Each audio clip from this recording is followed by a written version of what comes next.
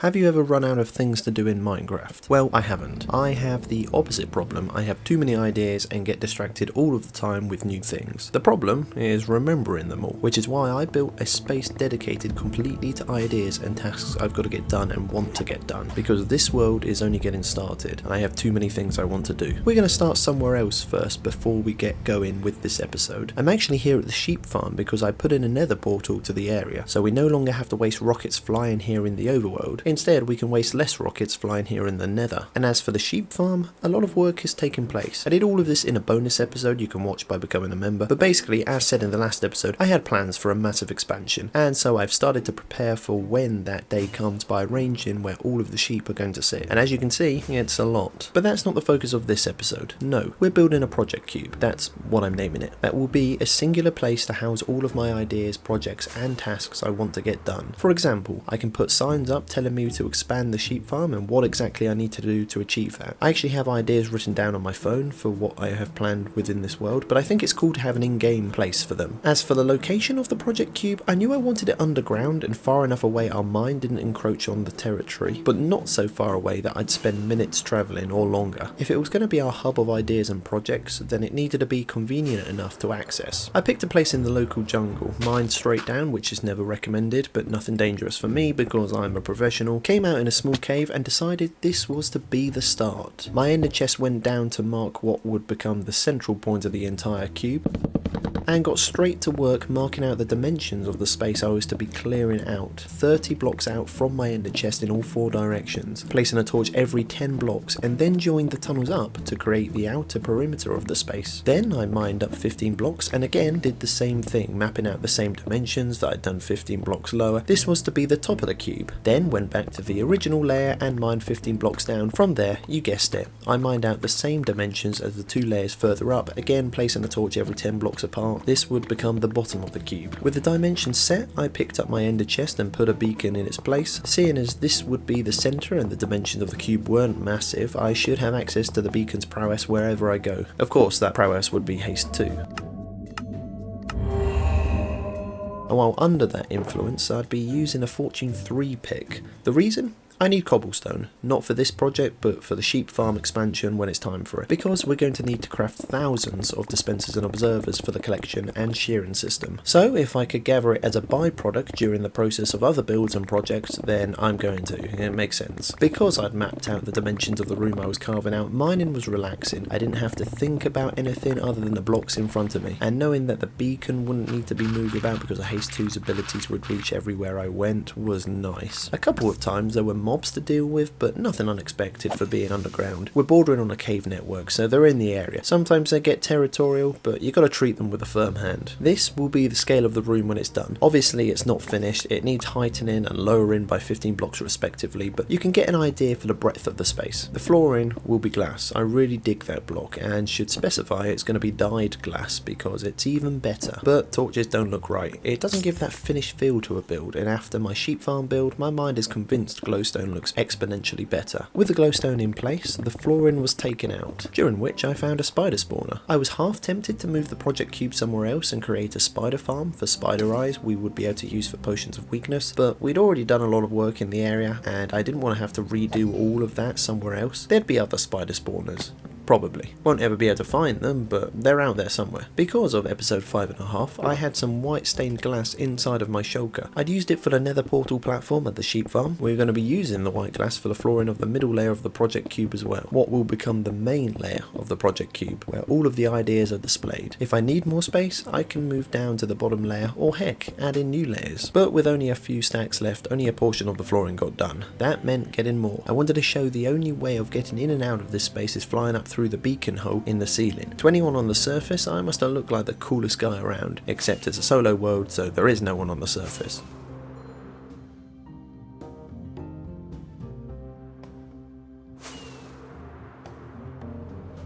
I'd stored a load of glass away at the trade hall. It was just a case of using the bone blocks we'd heroically gotten in the last episode to turn into white dye to stain all of the glass white, and I had more than enough to finish the entire flooring space for the middle layer of the cube. And so I went to our upper layer to begin clearing out the space, working our way methodically back down to our white glass layer. Except I found out I'd mapped the upper layer dimensions in the wrong direction, so they were out. That meant correcting the mistake before I could get back to excavating. Probably would be a lot quicker to use TNT. I have a gunpowder farm, but I'm a little apprehensive about using it, not because of it going wrong, who cares about that, but more because I'm trying to save up as much as possible for when I create my own perimeter. I'm thinking for a witch farm, that way I can get higher rates of gunpowder than the creeper farm we have set up. At least in my head that's how it works. Whether or not it will is another matter. Talking of farms, every time I see a slime I think, damn, I need to make a slime farm, but just not yet, and then I never do. In fact, I've never made a slime farm, but I know if I'm going to be heading into the realm of redstone further into the series, which I can only see as an inevitability, I'm going to need to get one at some point. For now though, let's focus on the ores, and rather than throw them in with the rest of the blocks I collected, I had another chest devoted to iron and another dedicated to all of the other ores I found.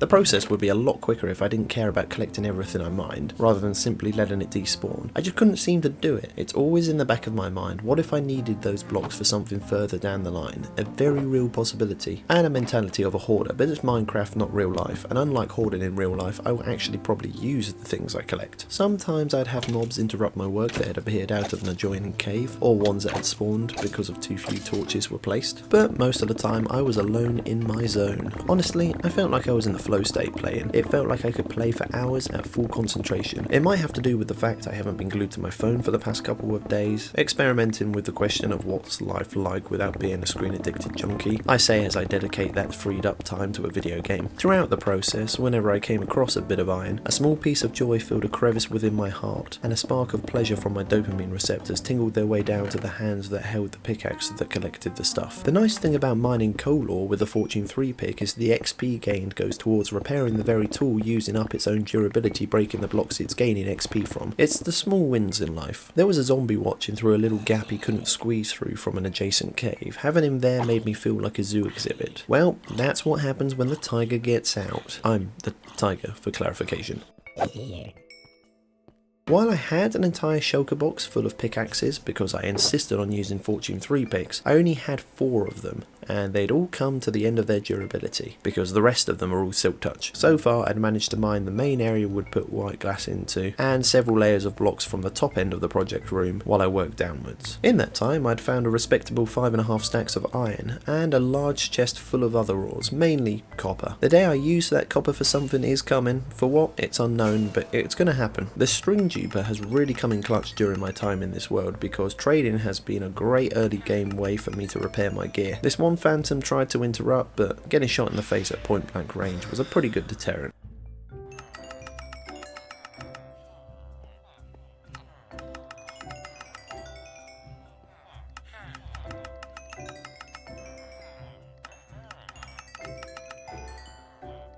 Trading done, all of the picks were back to full health. We'd added another 119 emerald blocks to my net worth, so it was back to the project cube, somewhere in the jungle. I only knew where it was because of my beacon. There was a wandering trader in the vicinity, and me being me, wanted to see what trades he had, but of course got jumped by 1,000 mobs. Well, not really, just a few. But it was enough to get in between me and the trader, and with it being night and him being invisible, I lost him. And I couldn't even tell where he was by searching out the llamas, because they had died. Most likely, he would have had bad trades, but never knowing for sure really bothered me, and still bothers me to this day. Back underground I used up all of the coal collected for torches, the item I always need more of. They're a lot more convenient to place than the glowstone and lanterns I had in my lighting shulker box. I mean, come on, what sane person really uses lanterns to casually light an area? Back to mining, so much to do, but like I said before, I honestly felt like I could do it for hours and not get bored. I love it when I feel like this, even when it's as a monotonous and repetitive a task as mining thousands and thousands of blocks. I felt completely locked in. The only unfortunate unfortunate thing was that I was going to have to take a break to go meet some friends. We're trying our hand at D&D. Go figure, the one time I'm feeling the zen-like energy of pure focus, I need to go do things. Fast forward a day and a progress update. This is how much further I'd gotten with another 4 Fortune 3 picks at full durability. You can see my white glass layer peeking through. We've almost gotten down to it from the top layer we've been working our way down from, and that had put over 11 stacks of iron to our name. Our other ores chest looked emptier than earlier, but be not deceived, it was quite the opposite. I'd simply condensed them down into blocks. As you can see, and as said half a minute ago, our 4 Fortune 3 picks are completely used up. Again, meaning repair time. However, I was having some competency issues with getting airborne. Normally I perform well under pressure. When I did eventually manage to get back to the trade hall, it was back to the rinse and repeat strategy of trading away string for the acceptance of emeralds and XP. At some point I'm going to make a proper XP farm, but for now, this is good enough. Once those tools had hit that juicy 100%, you better believe they were put back to work at the Project Cube site. There was no point in waiting until I'd finished clearing the area to smelt all of the ores collected and inevitably have to do an AFK session or an off-camera session. Might as well set up some auto smelters and have it cook while I'm working in the area. That meant that the iron and everything else went into the frying pan. I'd have it continuously running in the background while I continuously worked in the foreground. The one thing about excavating areas underground that I dislike, and have no real reason to dislike because of how little effort it actually takes, is replacing torches that break from having the blocks underneath them mined. It's arguably one of the least taxing thing to do in the game, and yet I have this really weird aversion to it. As punishment, and quite rightly so, I had to deal with more mobs. At this point in the game, I'm pretty adept at handling them, but again, an inconvenience I'd rather not have. Here we go, another update. The top half of the space is now excavated. A lot of blocks have been removed, and we still have the bottom half to go, and that's the longer half. And immediately after starting to mine down, I was met with a cluster fudge of mobs. The biggest challenge, however, was the deep slate. Even with bulging muscles, an efficiency 5 diamond pickaxe and a haste 2 beacon in combination, it wasn't enough to insta-mine the deep slate, and that left only one other option: moss blocks. We'd bought some from the trader in the last episode, and already it was going to be our saviour. And thanks to all of the bone blocks I'd mined last episode too,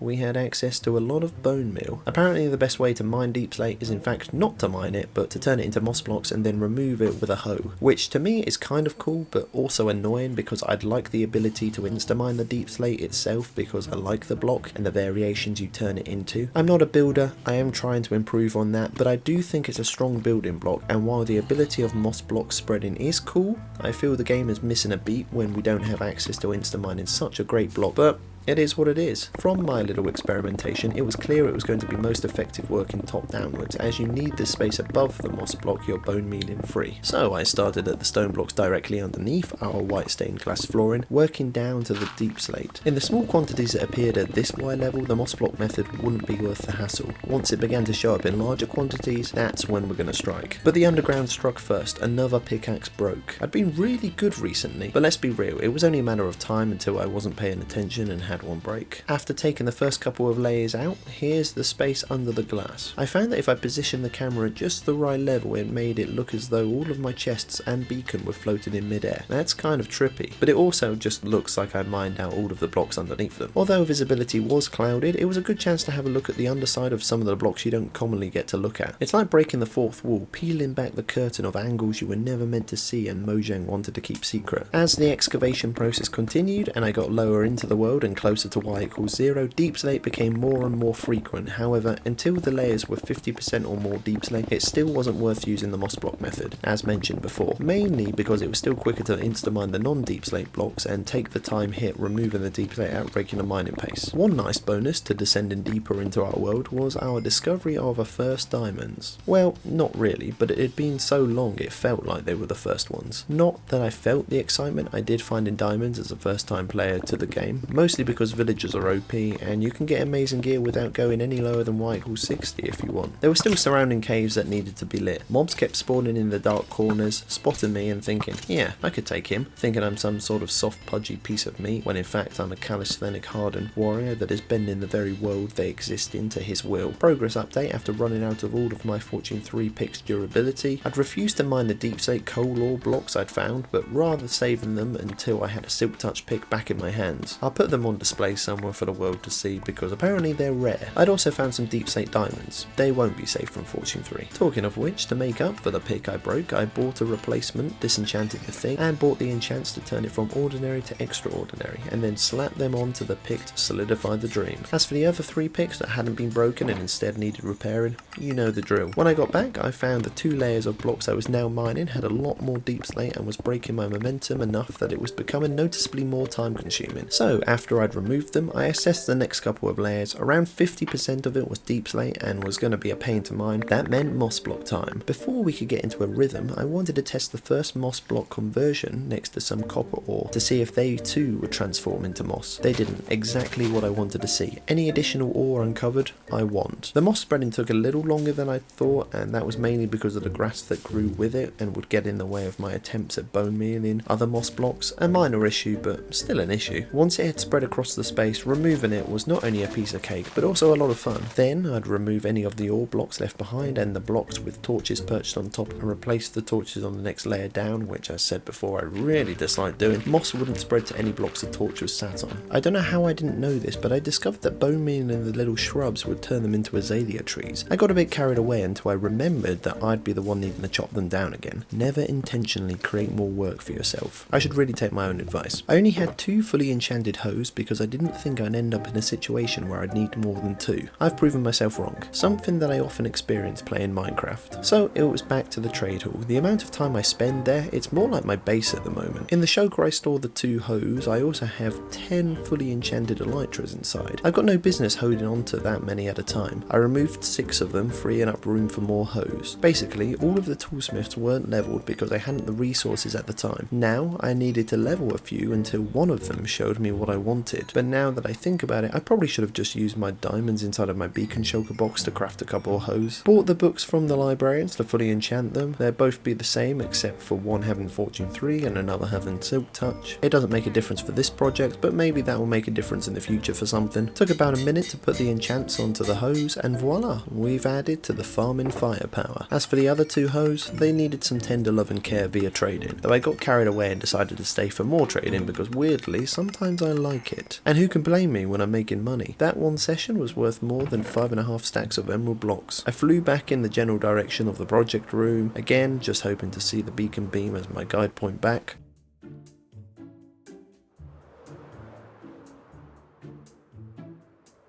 However, I didn't go straight back to work. I stopped off in the caves just above the project cube because I hadn't lit them up yet, and mobs every now and then would drop down from above like an unwanted shower of rain. And then, as I was already there, allowed for the distraction of ores to take me. But I'd been using a Silk Touch pick because I'd needed to pick up my ender chest at the trade hall and bring it back with me. That meant replacing the ore blocks and mining them again, but this time with a Fortune 3 pick.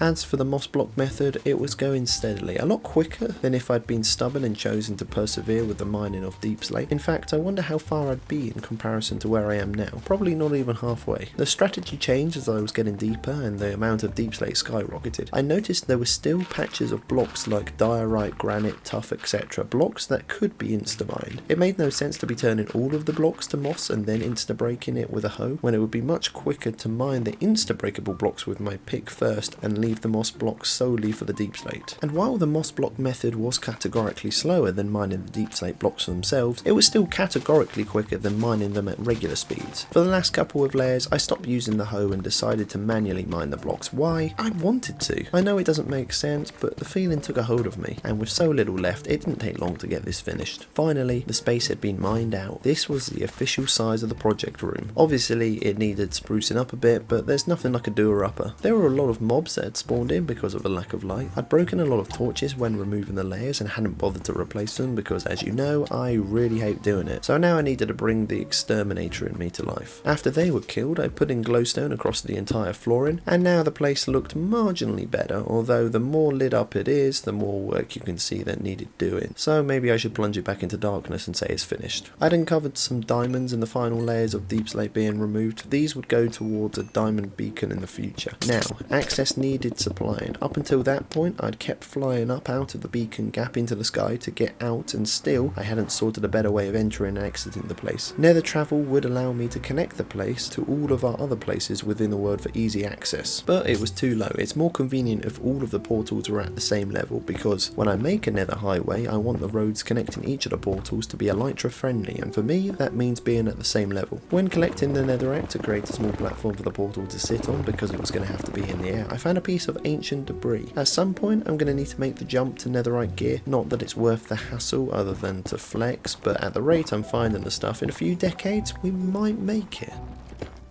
Completed making the portal, checked if it linked up with the project room and vice versa, no problems. Labelled the portals so I'd know where it went at a glance, because I will definitely forget, and then thought about the road. The portals needed to be visibly connected to one another so I'd be able to find them easily, because structures in the nether have a tendency to go missing, and as you can see, fortunately for us, this one is close enough to our quartz road, so it was easy finding my way back to the trade hall. I probably had quartz in my storage, but there was no way I could be bothered to find it in that mess. Quartz is a good block in the nether because it stands out so well. It's easy to spot. Of course, there are a number of much cheaper blocks to do this with that offer the same stark contrast, but we've chosen quartz and we're going to stick with it. And it's always when I'm trying to place blocks that ghasts get in the way. I get it, he's used to being a big shot around here, but he learned a painful lesson today.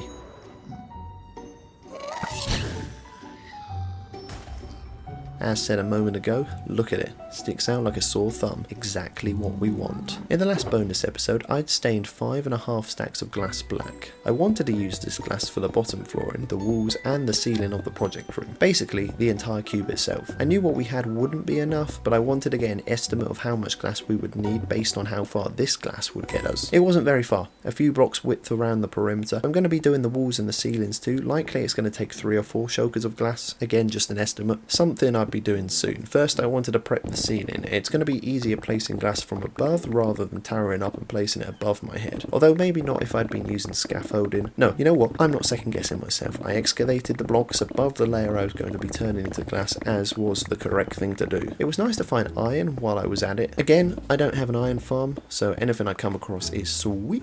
After that, I took out the strips of blocks for easy placement of glass. The plan would be to then fill in these spaces with glass, then take out the remaining terrain blocks and replace with glass while being able to stand on the strips of glass I was putting in now. Sounds like a lot of hassle, but in my head it made sense. I tried leaving these blocks that had fallen down from the ceiling, I really did, but my inner collector was screaming at me to pick them up, especially because, yes, I'm gonna say it again, I need cobblestone to craft literally thousands of observation dispensers when we expand the sheep farm. Of course, like the beacon layer and the bottom flooring layer, I was going to use glowstone for a light source. Mobs had been spawning up here and they're an inconvenience, but that was only a secondary reason. Really, I just thought it would look better with them in. I ended up removing all of the blocks because I decided I didn't need the strips to help with the placement of glass. With the glowstone in place, I could just bridge out from each one to the next and then fill in the space without hassle. Ceiling sorted, it was time for the 4 walls. That meant removing a block width of blocks around the perimeter. There were a couple of small caves I wandered into during this process, just looking about for some extra pieces of ore. I didn't have torches on me, they were in a shulker 50 blocks away, so I used my flame bow to temporarily light the cave. It worked really well. Then it was time for squid hunting. We needed a lot of black dye for glass. A lot more than the stack and a half I collected thinking would be enough. No, I could easily see from this we needed way more than first expected. I don't know if there are other methods of gathering black dye. Killing squids was the only one I could think of, but surely if there were, it's gotta be better than this. Although, now that I think about it, I think wither roses can give you black dye, and this is definitely better than wither roses, so maybe I shouldn't complain. Any beehive I come across in the world, I clear the surrounding trees, light it up so that when the time arrives, they'll be easy to find. I like to try my hand at bee farming. Another good idea might be to just pick them up now, seeing as I have silk touch picks, but don't question me. After clearing out what felt like every squid in the world, I'd enough dye for a couple of shulkers worth of glass, including the several stacks I'd dyed before. Even though I knew it wouldn't be enough, it would allow me for an even more accurate estimation of the amount of glass needed for the remaining sections, because we'll see how far a couple of shulkers worth of glass actually goes. So it means we're going to have to go back and do some squid hunting, which I'm not looking forward to, but it's a necessary evil, I guess. We had enough glass to complete the flooring, but it was like an optical illusion, because it didn't look like there was any glass placed at all, which I suppose is a good representation of the quality of the glass. As you can see, there's definitely glass in place, because I don't drop through the holes in the ground. They kind of look like the hyper-realistic street art that people try to avoid stepping on. I worked on the ceiling before the walls. The remaining glass wouldn't wouldn't be enough. And it was in fact nowhere near enough. It's going to take a couple more shulkers just to finish filling it in, and then we have the walls, which will probably be another 3 shulkers worth of glass. So we're looking at around 5 shulkers of glass. I didn't think I had regular glass to stain either, so we needed to restock. On the way back to the trade hall after killing a ghast, I saw how many mobs there were, so I thought it'd be fun to hit a zombified piglin and have them all come for me. And it got me thinking, I'd like a large scale gold farm at some point, not only for gold but for the massive amount of XP you can expect from one of those farms.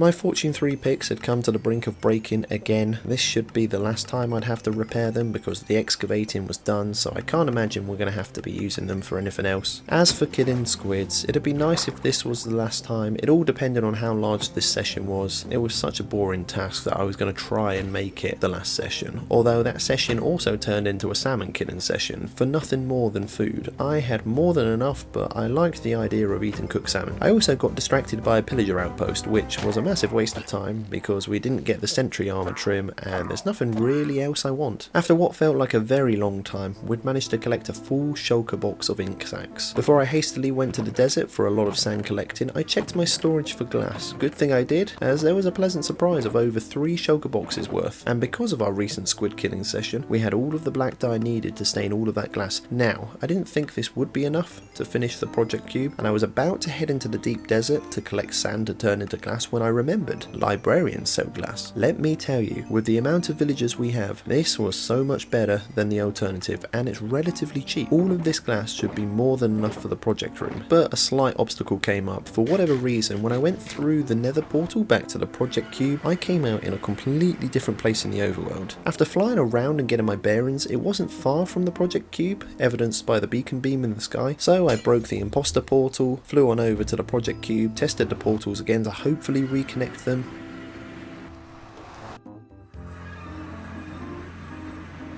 It seemed to work. Filled in the entire ceiling with the black glass. It took a couple of shulkers to do. I'm hoping what I've got left is enough for the walls. What threw me off was the beacon beam changing colour. I'd completely forgotten that was a thing with stained glass. It looked like something you'd see in Getty Prime. Worked on the walls next. I was falling asleep, so I kept falling off or drifting across the room into the other walls until I woke up. With mining no longer needed to be done, there was no real reason to have haste 2 in effect, so I thought I'd check out the speed boost. And wow, it was amazing. I couldn't believe I'd never tried it before. After this, it revolutionised the amount of time it took to place blocks, and that was the glass placed. As you can see, you can't see it. It wasn't until I was up close and personal you could make out the glass. In time, I plan to carve out a giant perimeter outside of the project cube, and then it will be crystal clear where the project cube is. I put in a ladder for getting up and down the different layers, which at the moment don't exist. It's just the main layer and the bottom of the cube at the moment, but if we put in additional layers, we would have access to them. I've kept the spider spawner we discovered. It's a nice decorative piece that isn't going to cause me problems because it's lit up, and it's a nice reminder of the amount of work that went into creating this place. Over in our smelting array, I was particularly excited about the 3.5 stacks of iron blocks. The other ores were secondary, but you can have a look. Got a few diamonds in amongst them, but 4 diamond blocks isn't anything to shout about. Taking down the auto smelters, I got enough XP to jump me from my humble level of 96 to the dizzying heights of 104.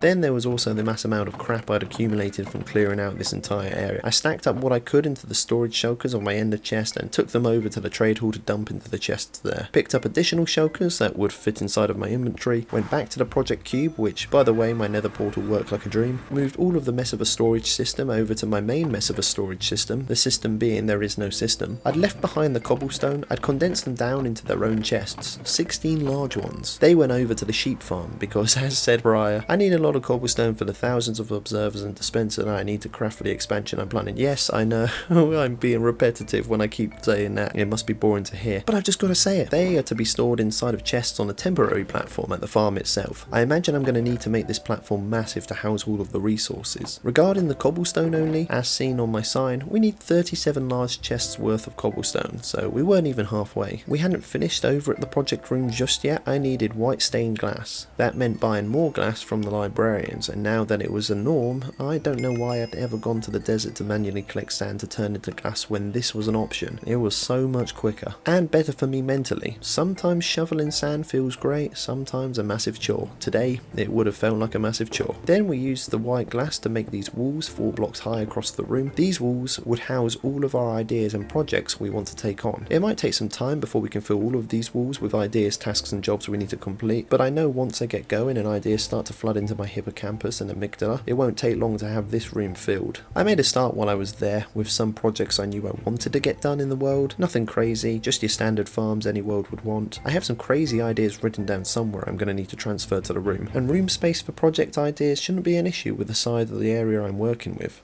Again, this is only one layer of what could become a multi-layered idea hub. One of the biggest forms of resistance I could foresee forming would be crafting the signs themselves, so I put in a couple of chests filled to the brim with them to eliminate that minor obstacle between the brain and the written word. For some reason, I find crafting things like signs, gates and fences such a pain. Why? I have no good reason, but going back to the new space, the great thing about this place is that it's not only going to be for project ideas, but for the breaking down of those projects into smaller tasks that need doing. This room may seem unnecessary, but it's actually going to be completely beneficial in the development of this world moving forward. It's a massive win. And that's going to be it for this episode. If you want to see more content in the form of bonus episodes of this series, then hit the join button and become a member, because I'm doing a lot of stuff you're not going to see in these episodes over there. But like I said, that's going to be it. Alright, bye.